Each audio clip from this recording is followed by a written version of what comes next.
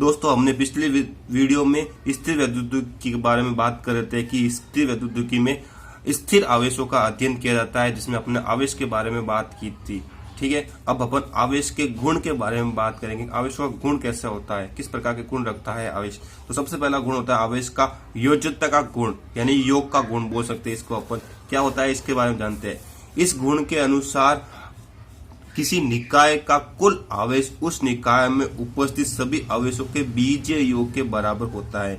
यानी कोई निकाय है और उसमें कोई आवेश उपस्थित है तो उन आवेश का बीजीय योग ही उस निकाय के आवेश के बराबर होगा। यानी कि अपन एग्जांपल देख सकते हैं, जैसे कि कोई ये निकाय है, ठीक है, यहाँ पे कोई आवेश है, जैसे Q1 आवेश दे रखा है, यहाँ पर Q2 आवेश दे रखा है, -Q3 आवेश दे रखा है और Q4 आवेश दे रखा है। ये सब इस निकाय के अंदर है। अब अपन को इस निकाय का आवेश बताता है कि इस निकाय का कितना आवेश होगा। तो अपन देख सकते हैं कि माना इस निकाय का आवेश क्या है, Q है, तो इस नियम के अनुसार Q का मान क्या होगा, इन सभी आवेशों का बीजीय योग होगा और बीजीय योग में सभी को जोड़ देंगे। यानी कि जो चिन्ह है उसी के साथ ही लेना। बीजीय योग का मतलब होता है जैसे कि यहाँ पे प्लस है तो प्लस ही लेना पड़ेगा, यहाँ पे माइनस है तो माइनस ही लेना पड़ेगा। जैसे कि Q1 प्लस का है तो Q1 प्लस का ले लिया, Q2 प्लस का है Q2 प्लस का ले लिया और Q3 माइनस का है तो यहाँ पे Q3 माइनस का लेना पड़ेगा और Q4 प्लस का है तो Q4 प्लस का। अब जो भी इसका मान आ जाएगा वही उस निकाय का कुल आवेश होगा। अभी आगे देखते हैं, एक और एग्जाम्पल दे सकते हैं। जैसे कि यहाँ पर 2 माइक्रोकुलाम आवेश है एक निकाय में और 3 माइक्रोकुलाम है और -6 माइक्रोकुलाम है। ठीक है, ये आवेश दे रखा। अब अपन को इस निकाय का आवेश निकालना है कि इस निकाय पर कितना आवेश है। तो अपन ने मान लिया Q आवेश है, ठीक है, इस निकाय का। अब इस Q का मान निकालना है। सबसे पहले अपन देख रखे हैं 2 माइक्रोकुलाम प्लस का है, प्लस का ले लिया। उसके बाद 3 माइक्रोकुलाम प्लस का है तो 3 माइक्रोकुलाम प्लस का ले लिया। उसके बाद प्लस, क्योंकि योग करना है अपन तो योग ले लिया। अब उसके साथ ही अपन यहाँ पे -6 माइक्रोकुलाम है तो उसको साथ ही -6 माइक्रोकुलाम ले लिया। अब उसको जोड़ दिया तो 2 और 3 5 हो गए, माइनस का 6 हो गया ये पे। तो यहाँ पे इसको सॉल्व करेंगे तो माइनस माइक्रोकुलाम आ जाएगा 1। ठीक है, तो यानी Q का मान कितना होगा, -1 माइक्रोकुलाम हो जाएगा। यही अपन क्या है, योज्यता का गुण है। यानी कि किसी निकाय में उपस्थित कुल आवेश का मान उस निकाय में उपस्थित आवेशों के बीज गणितीय योग के बराबर होता है। सिंपल सी बात है।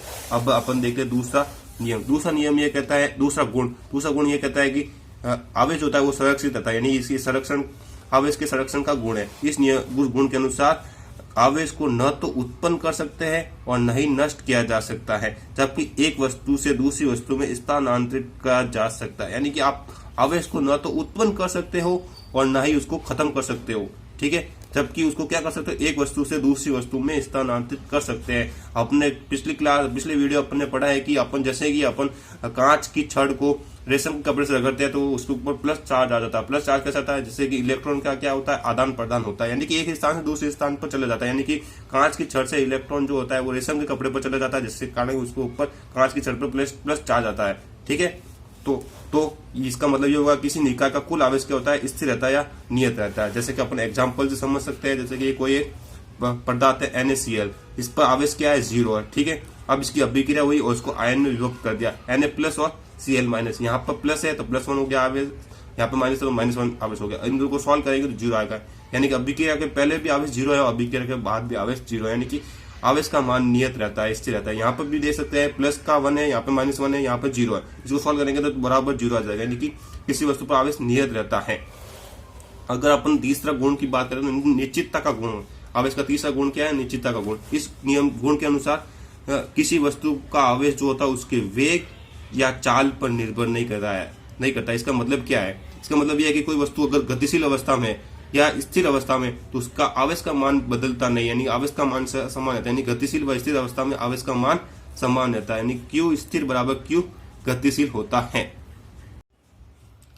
आवेश का चौथा गुण क्या है, क्वांटीकरण का गुण है। यानी कि इस गुण के अनुसार किसी वस्तु पर आवेश सतत न होकर असतत होता है। जैसा कि अपन देख सकते हैं Q मिलिकन के तेल बूंद प्रयोग से आवेश कम होता है Q। यानी किसी वस्तु पर आवेश क्या है, सतत न होकर असतत होता है। मतलब कि यहाँ पे Q जो है वो एक पूर्णांक संख्या होगी, ना कि 3/2, 1.5 ऐसा कुछ। मतलब जो भी है वो नंबर में मतलब पूर्ण संख्या होगी, 1 होगी या 2 होगी, 3 होगी, ऐसे होती है।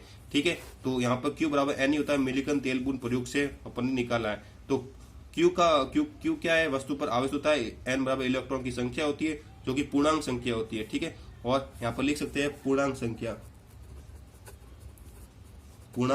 संख्या।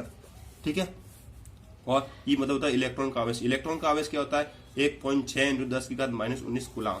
ठीक है, तो एक अपन यहाँ पे एक क्वांटम आवेश की बात करते हैं आगे।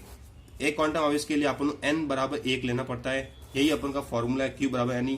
तो Q बराबर Ne ले लिया, n बराबर 1 ले लिया, और E का मान अपन पता है 1.6 × 10⁻⁻19 कूलाम होता है। तो अपन मान रख देंगे, जिससे कि अपन को क्या मिल जाएगा, एक क्वांटम आवेश की वैल्यू मिल जाती है। यानी एक क्वांटम आवेश का मान कितना 1.6